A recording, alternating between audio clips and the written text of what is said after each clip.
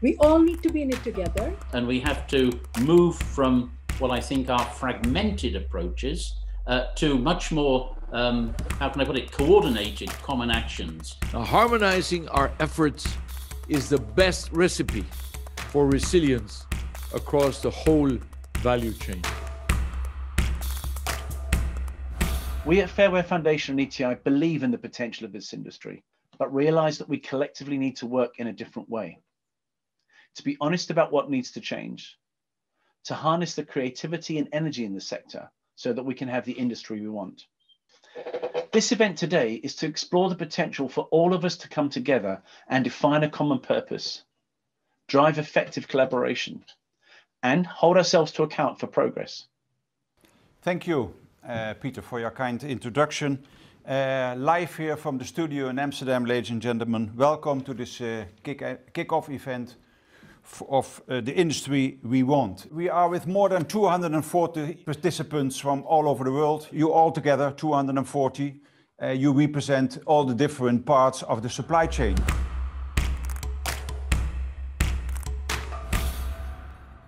Of course, the slogan inevitably means different things to different people. But one thing it does for sure, it unites us in the realization that things need to change and we need to change the pace of change if we want to get there.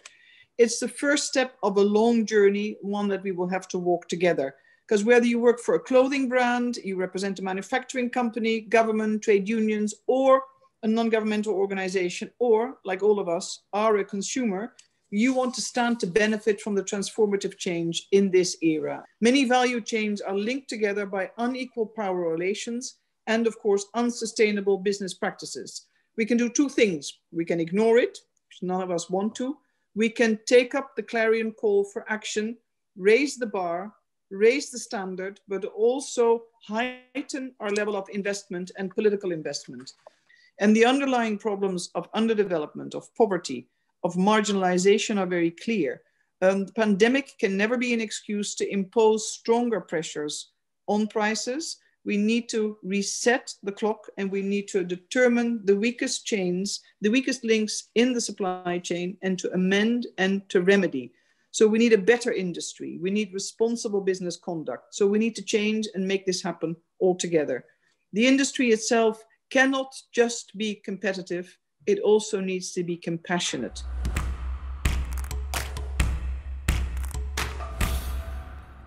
All the workers should be protected.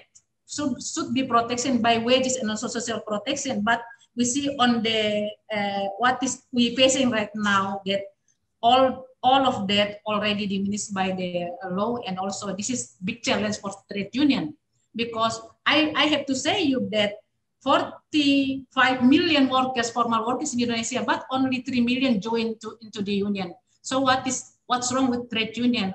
Why we still keep our a traditional strategy? Why we don't have to change it to just adapt or try to make another strategy? Thank you very much for sharing that view with us. And let's hear what our participants think about some of the issues that have come up in the last 25 minutes. And if I say, what are our participants thinking, then I always think of Catherine. Oh, so Catherine. Oh, nice, thank you. Let's go to Mentimeter, shall we?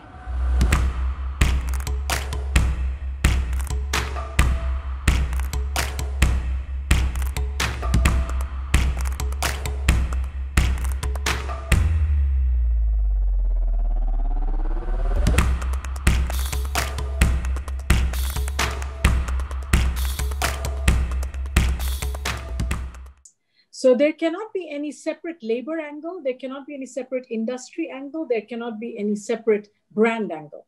We all need to be in it together.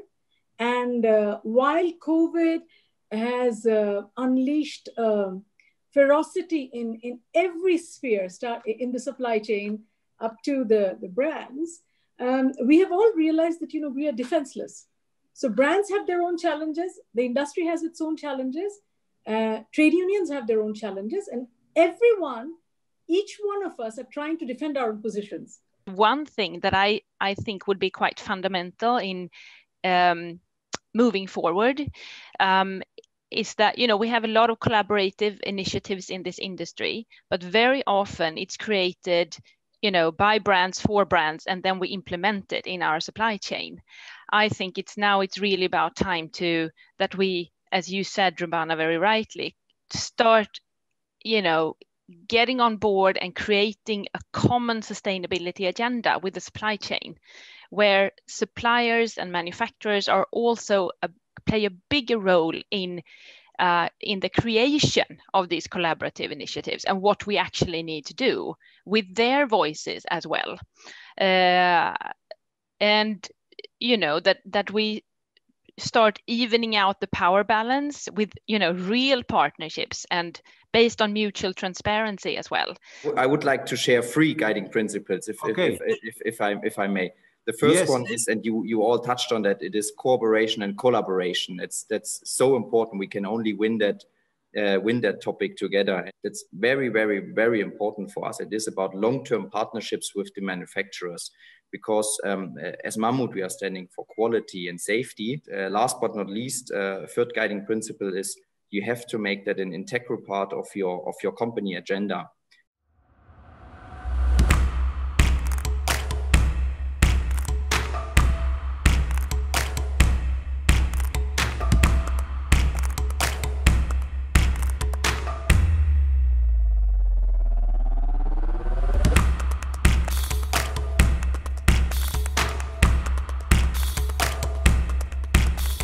Harmonizing our efforts is the best recipe for resilience across the whole value chain.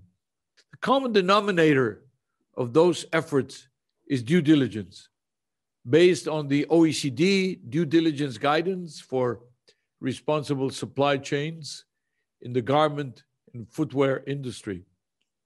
First of all, we need to anchor ourselves in widely accepted benchmarks.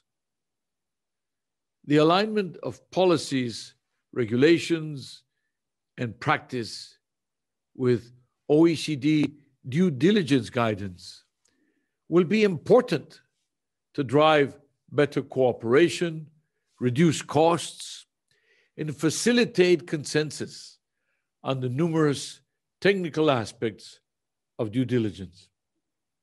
Second, there's a question of the dialogue between buyers, suppliers, and worker organizations.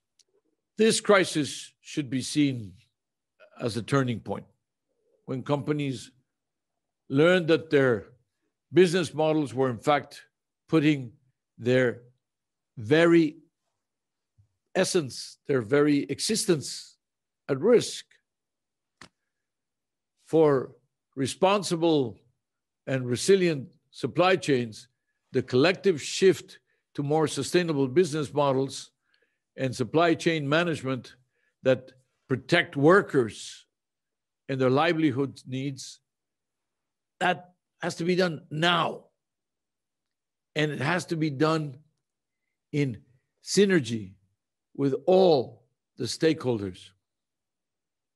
So please, count on the OECD in this important endeavor, in this important mission.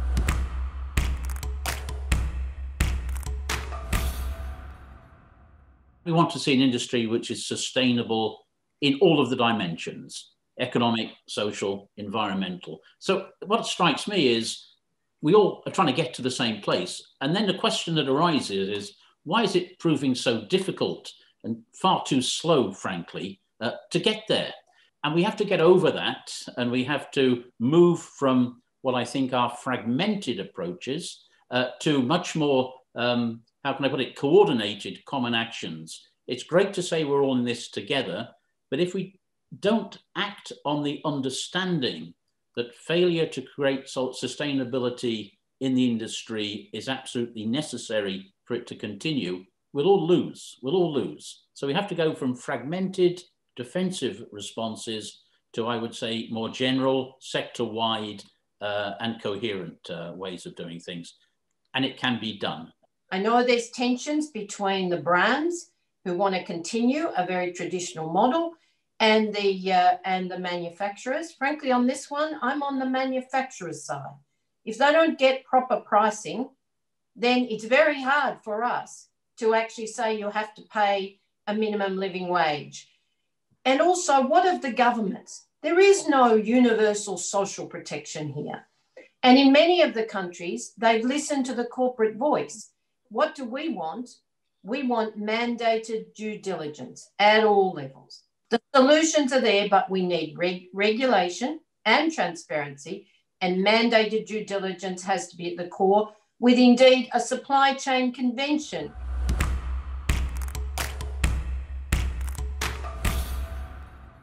If we are to achieve the common goal that we all have for the industry we want, which I think can be captured to say socially, economically, and ecologically just, then we stand to learn as much from our failures as from our limited successes to date. Looking back will also enable us to envisage a radically different business model within an achievable time frame, our time frame still. The industry has changed so dramatically over the past 25 years, driven by globalization, fast fashion and digitalization, that there is no reason why it can't change as dramatically again, but now driven by the need for sustainability, resilience, and social and economic justice. This brings me to my second point. Long-term overall change can't come at the expense of addressing those short-term needs. Workers need relief as well as reform, or to use the UNGP terminology, remedy, as well as prevention and mitigation. I think that just transition, as we all know, will require transforming purchasing practices, rebalancing power relationships, both between buyers and suppliers, and between suppliers and workers, and importantly, an increase in legislation and regulation.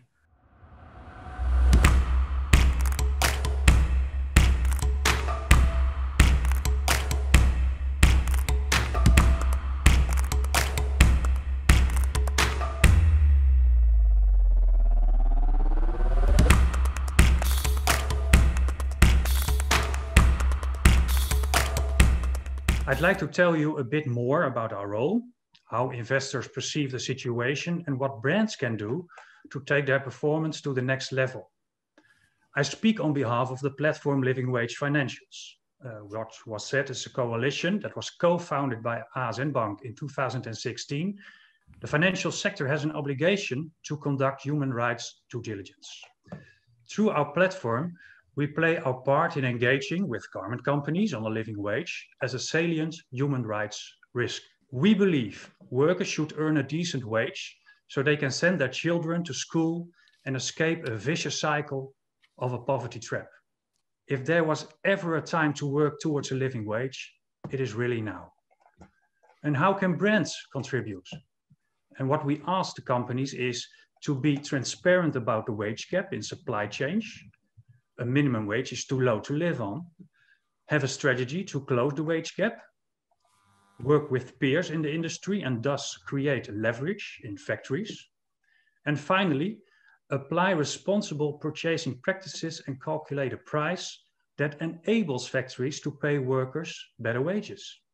As we all have a role, a very important role to play.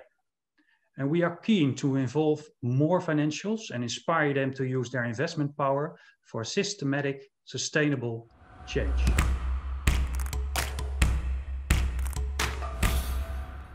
I want to take you through 3 areas of work that we're engaged with from an environmental perspective, to give you some insights and learning from the collaboration and initiative perspective. The first is 2 initiatives, the UNFCCC Fashion Industry Charter for Climate Action.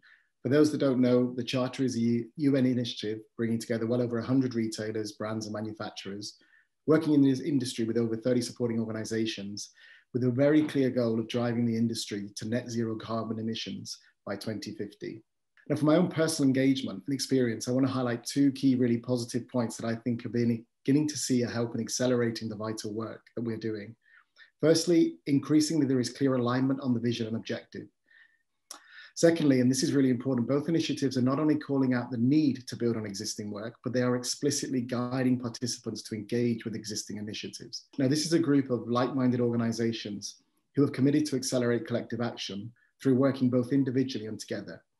Now, while in the early stages, what began as an informal engagement over a year ago with discussions has now been was formalized in the summer of 2020, with the group now focusing on shared objectives, openly sharing knowledge and insights to raise awareness into each other's work, but specifically looking for opportunities to reduce duplication and complexity for value chain players. And with that, I'd like to close with sharing some of the key learnings and observations and the challenges which I think still exist.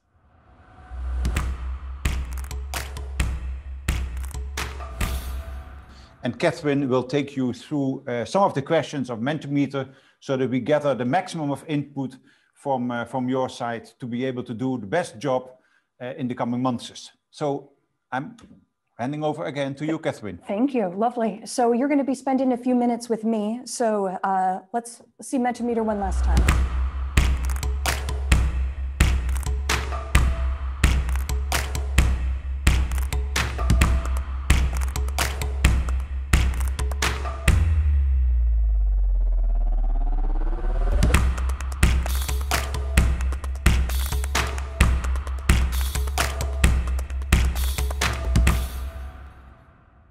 Let me thank the speakers and all others who have contributed to this kickoff meeting.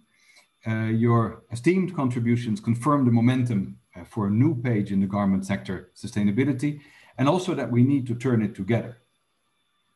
This extraordinary time, I think, has made clear that the world needs new purpose, new narratives, new normals in many aspects of our global society and economy.